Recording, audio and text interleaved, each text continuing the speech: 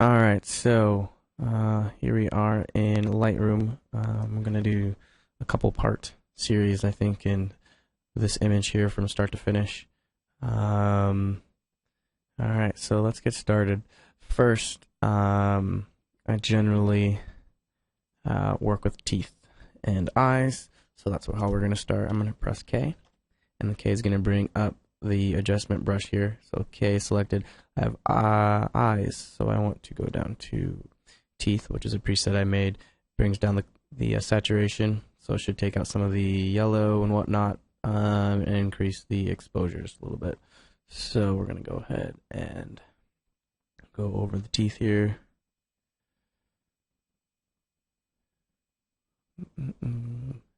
Almost done there.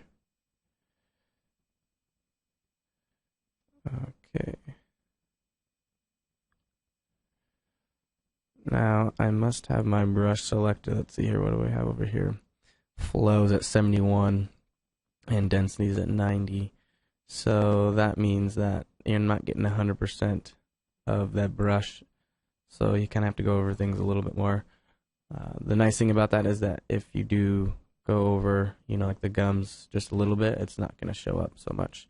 So here's before and after the teeth. All right, so then next, I'm going to click done here. I'm going to go up to our eyes here. Press K again. And I'm going to press new, and then we're going to do eyes. And here I just have the exposure, just barely bump that up a little bit. Clarity, bump that up, and also the sharpness, just a little bump there. So I'm going to go ahead and paste over the eyes. And we're going to click on our other eye. Go over that one. Unfortunately, shot in kind of a dark environment, so her pupils are rather large. You don't see a whole lot of color in the eyes, but that's okay for this photo. Alright, so we're going to click done. Perfect. Alright, so the next thing we're going to do is, I'm going to stay zoomed in so you guys get a little bit better idea. I'm going to leave clarity, vibrance, saturation. I'm going to leave those alone. Shadows, whites, blacks. Okay, so if you look at the histogram's looking pretty good. Everything is kind of inside. Nothing's really clipped. There, it looks like a little bit of the blues are clipping in the shadow detail. So the first thing I'm going to do is bring up the shadows actually quite a bit, because I can always add contrast later. You can see this photo, most of the photo exists in the shadow side. So I'm going to bring those up a little bit. I think I'm going to leave everything else pretty much alone.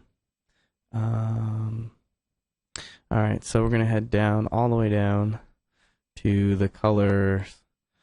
First, I changed the luminance first. So first, I'm going to do the reds. I'm going to zoom in on the face again to give you an idea what it does.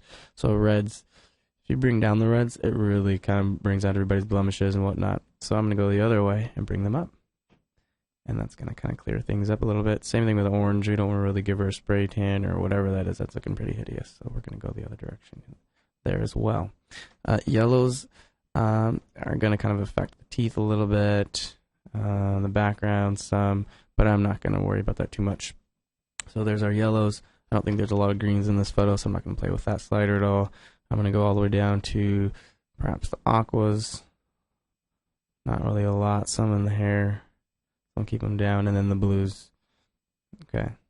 Now I'm going to bring up the blues because I like the contrast that it would allow me later on in here in the dress.